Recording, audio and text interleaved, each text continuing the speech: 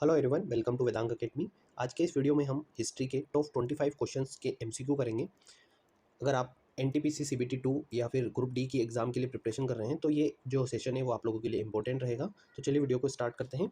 सबसे पहला क्वेश्चन है, गुप्त साम्राज्य का वास्तविक संस्थापक कौन है? तो यहाँ पर वास्तविक संस्थापक पूछा है तो ये है चंद्रगुप्त प्रथम। यहाँ पर द्वितीय दिया है, इसकी जगह हम कहेंगे चंद्रगुप्त प्रथम जो है इसका वास्तविक संस्थापक है। श्रीगुप्त जो है वो गुप्त साम्राज्य का जो है वो संस्थापक माना जाता है। चलिए नेक्स्ट क्वेश्चन देखते हैं। नेक्स्ट क्वेश्चन है, निम्नलिखित में से किसने रघुवंशम का संकलन किया है? तो रघुवंशम जो है वो किसकी कृति है? तो ये जो है वो कालिदास की कृति है। तो यहाँ पर राइट आंसर जो है वो कालिदास होने वाला है। इसकी थोड़ी डिटेल हम देखें तो रघुवंशम का संकलन करता कालिदास को कहा जाता है। रघुवंशम जिसे रघुवंश के नाम से जाना जाता है, कालिदास द्वारा रचित एक संस्कृत महाकाव्य है। तो ये भी आप याद रखिएगा, संस्कृत महाकाव्य है। रघुवंश के बारे में 19 सर्गों में बोली जाती है, जिसमें से रघु, दशरथ और राम आदि शामिल हैं। कालिदास को 5वीं शताब्दी का कवि और लेखक माना जाता है। उनकी प्रसिद्ध रचनाओं में अभिज्ञान शाकुंतलम और मेघदूत जैसी रचनाएं भी शामिल हैं। और सूरदास के बारे में क्या कहा जाता है कि 16वीं शताब्दी के एक नेत्रहीन कवि थे ये, जो भगवान कृष्ण को समर्पित थे और ये सूरसागर की रचना इन्होंने करी थी और वो भी ब्रज भाषा में। कबीरदास 15वीं शताब्दी के संत थे जिनकी रचनाएं भक्ति आंदोलन में प्रभावशाली थी। ब्रज भाषा में ये लिखते थे और कबीर के दोहे जो है बहुत ही फेमस हैं। तुलसीदास भगवान राम के भक्त थे और रामचरितमानस की इन्होंने रचना करी थी। नेक्स्ट क्वेश्चन देखते हैं, निम्नलिखित में से कौन सा वेद जादुई अनुष्ठानों और आकर्षण के लिए जाना जाता है? तो यहाँ पर आपको पता ही है कि जो जादू टोना है वो अथर्ववेद से हमें पता चलता है। तो अथर्ववेद जो है इसमें करेक्ट आंसर होगा। इसकी डिटेल आप लोग देख लीजिएगा। नेक्स्ट क्वेश्चन देखें। नेक्स्ट क्वेश्चन में ये है कि फतेहपुर सिकरी में शाही शहर मुगल साम्राज्य द्वारा सूफी संत शेख सलीम चिश्ती के सम्मान में बनाया गया था। तो यहाँ पर फतेहपुर सिकरी से ही आपको पता चल जाएगा कि इसका जो राइट आंसर है वो अकबर होने वाला है। फतेहपुर सिकरी को जो है अकबर द्वारा 16वीं शताब्दी में बनाया गया था। नेक्स्ट क्वेश्चन है, वास्तुकला के मुख्य रूप से चैत्य विहार, स्तूप और स्तंभ शामिल है। तो आपको पता ही है चैत्य विहार और ये किससे संबंधित है? तो ये बौद्ध धर्म से संबंधित है। तो चैत्य किसे कहा जाता है ये भी आप लोग देख लीजिए। चैत्य जो होता है वो पूजा स्थल होता है। प्रसिद्ध चैत्य है कारले चैत्य, नासिक चैत्य। विहार जो होता है वो भिक्षुओं का निवास स्थान होता है। बहुत इंपॉर्टेंट क्वेश्चन है, विहार से बहुत सारी बार क्वेश्चन पूछा है। प्रसिद्ध विहार है जूनागढ़ विहार और कोकण विहार। स्तूप एक गोला वृद्धि संरचना है जिसमें बौद्ध भिक्षुओं के अवशेष रखे जाते हैं। सांची का जो स्तूप है आपको पता हो तो सांची के स्तूप में भगवान बुद्ध की अस्थियां रखी हुई है। स्तंभ बौद्ध जो होता है स्थापत्य में स्तंभ जो शिलालेखों आदि को उनके शल्कों पर अंकित करते हैं। प्रसिद्ध स्तंभ जो है वो अशोक का स्तंभ है। नेक्स्ट क्वेश्चन है, दिल्ली के सुल्तान ने अपनी राजधानी को दिल्ली से दौलताबाद स्थानांतरित किया था।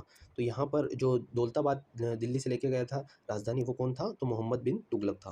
मोहम्मद बिन तुगलक की आपको पता ही है, दिल्ली सल्तनत में इंपॉर्टेंट कैरेक्टर जो है वो मोहम्मद बिन तुगलक है। बहुत सारे एग्जाम्स में आया है वह क्वेश्चन, इससे रिलेटेड क्वेश्चन आते हैं। इसमें फेमस क्वेश्चन है इब्न बतूता जो इसके दरबार में आया था, ये आप लोग याद रखिएगा।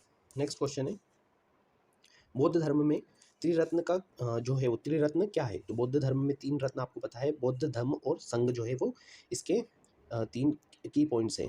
तो बौद्ध धर्म के बारे में आप लोग देख लीजिएगा, यहाँ पर डिटेल दिया है कि जो बौद्ध धर्म है उसकी स्थापना गौतम बुद्ध द्वारा स्थापित किया गया था और 563 ईसा पूर्व में इसे नेपाल में लुम्बिनी में हुआ था गौतम बुद्ध का जन्म। इसके बाद इस कुशीनगर में जो इनका है निधन हुआ था, ये याद रखिएगा। प्रथम उपदेश इन्होंने सारनाथ में दिया था जिसे धर्मचक्र परिवर्तन कहते हैं। इसके बाद इन्होंने 8 बात अष्टांग मार्ग बताया था और इनका अध्ययन, इसके बाद इनकी जो स्थान है ये सब डिटेल मैंने दिया है। आप लोग डिस्क्रिप्शन में लिंक पीडीएफ डाउनलोड कर लेना, वहाँ से इसको जरूर पढ़ लेना। इनकी संगतियों को हम देख लेते हैं। जो बौद्ध धर्म की 4 संगतियाँ हुई है, पहली संगति राजगीर में हुई थी और सप्तपर्णी गुफा में हुई थी। ये इनकी मृत्यु के समय तुरंत बाद हुई थी 463 ईसा पूर्व। और अध्यक्ष जो थे इसके महाकश्यप थे और राजा जो था उस समय अजातशत्रु था। और आनंद ने यहाँ पर सूत पिटक जो बौद्ध की शिक्षाएं हैं उसे, और उपाली ने विनय पिटक बौद्ध धर्म की रचनाएं की थी। तो यहाँ पर उपाली ने विनय पिटक और आनंद ने सूत पिटक ग्रंथ की रचना करी। दूसरी हुई थी वैशाली में, इसमें 100 वर्ष हो गए थे बुद्ध की मृत्यु को। और इसका जो अध्यक्ष था सो वो कौन था? तो सबकामी था और जो कालाशोक था उस समय राजा था। तीसरी बौद्ध संगति जो थी वो पाटलिपुत्र में हुई थी और 250 ईसा पूर्व हुई थी। मोगलीपुत्र तिस्तर जो था उस समय अध्यक्ष था और अशोक इसके उस समय राजा था। अभिधम्म पिटक का संकलन इस समय किया गया था। चौथी बौद्ध संगति जो है वो कश्मीर कुंडलवन में हुई थी, ये 72 ईस्वी में हुई थी। वसुमित्र इसका जो था अध्यक्ष था और कनिष्क जो है इस समय राजा था। हीनयान और महायान यहाँ पर 2 विभाजन हो गया था बौद्ध धर्म का। नेक्स्ट क्वेश्चन देखते हैं, खानवा का युद्ध जो है वो किन दो राजाओं के बीच में लड़ा गया था? तो खानवा का युद्ध आपको पता है बाबर और राणा सांगा के बीच में लड़ा गया था। और ये कब हुआ था? तो यहाँ आप देखें 16 मार्च 1527 को राजस्थान के भरतपुर जिले में हुआ था ये। बस इतना सही आपको याद रखना है। नेक्स्ट क्वेश्चन है, कनिष्क किस वंश से संबंधित था? तो कनिष्क के समय चौथी बौद्ध संगति हुई थी और ये कुषाण वंश से संबंधित था। इसमें जो इंपॉर्टेंट बात है वो आप लोग ये याद रखिएगा कि जो कनिष्क है वो कुषाण वंश में सबसे महान राजा बन के उभरा था। नेक्स्ट क्वेश्चन है, अकबर के शासनकाल के दौरान मुगल साम्राज्य में वित्त मंत्री कौन था? तो वित्त मंत्री जो था यहाँ पर राजा टोडरमल थे। आपको पता है बिरबल सेना प्रमुख था और राजा मानसिंह जो थे वो जो कमांड होती थी सेना की, और सबसे ज़्यादा जो मनसबदारी प्रथा थी उसमें सबसे ज़्यादा मनसब इन्हीं राजा मानसिंह को प्राप्त होता था। नेक्स्ट क्वेश्चन है, निम्न में से कौन सा एक लोकतांत्रिक देश नहीं है? तो यहाँ पर अमेरिका है, भारत है, श्रीलंका है, लेकिन चाइना यहाँ पर जो है वो लोकतांत्रिक देश नहीं है। इसको एक कम्युनिस्ट पार्टी जो है वो चलाती है। नेक्स्ट क्वेश्चन है, सिंधु घाटी सभ्यता की सबसे महत्वपूर्ण विशेषता थी? तो यहाँ पर ऑप्शन देखिए, वस्तु विनय प्रणाली, स्थानीय परिवहन प्रणाली, प्रशासनिक प्रणाली, ईंटों से बनी इमारतें। तो सबसे इंपॉर्टेंट है यहाँ पर ईंटों से बनी इमारतें, तो ऑप्शन नंबर सी जो है इसका करेक्ट आंसर रहेगा।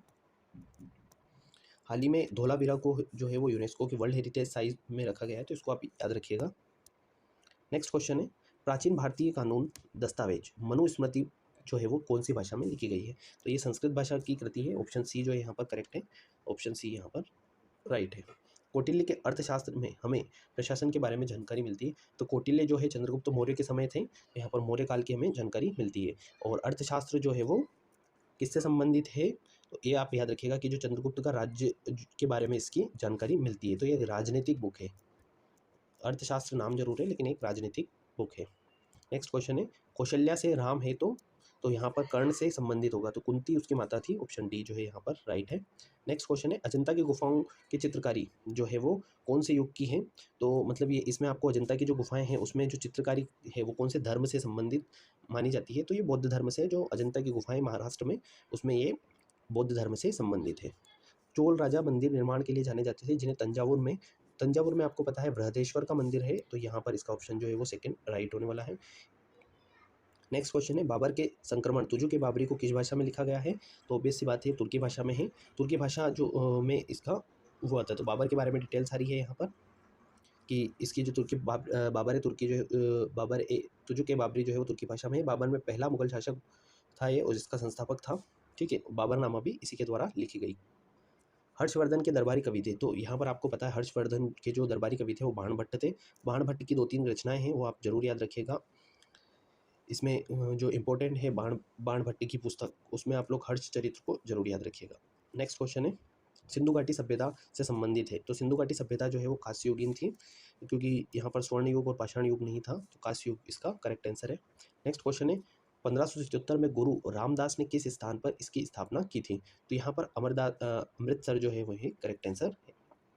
नेक्स्ट क्वेश्चन है, फतेहपुर सिकरी या सिटी ऑफ विक्ट्री 12 वर्षों के लिए की राजधानी थी। तो ये अकबर की राजधानी थी। अकबर ने जो है वो फतेहपुर सिकरी को अपनी नई राजधानी बनाया था।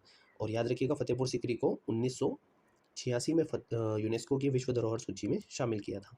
नेक्स्ट क्वेश्चन है, खानवा का युद्ध कब हुआ था? तो मैंने अभी बताया आपको, ये हुआ था 1527 ईस्वी में बाबर और राणा सांगा के बीच में। नेक्स्ट क्वेश्चन है, भारत आने वाले शुरुआती खोजकर्ताओं में प्रथम मेगास्थनीज था, वह किस देश से था? तो यहाँ पर आपसे ऑप्शन दिए हैं, तो आपको ऑब्वियसली पता है ये यूनान का जो है वो आया था, और एक ग्रीस राजा सेल्यूकस निकेटर का जो दूत था बनकर आया था।